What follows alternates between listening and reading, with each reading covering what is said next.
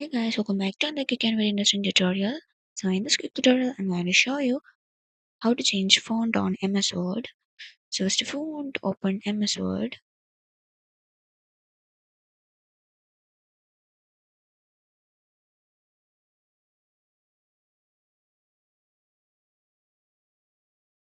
drop it in here. I'm just going to create a new page, and after that, for adding the text, you can just type here what you wanted.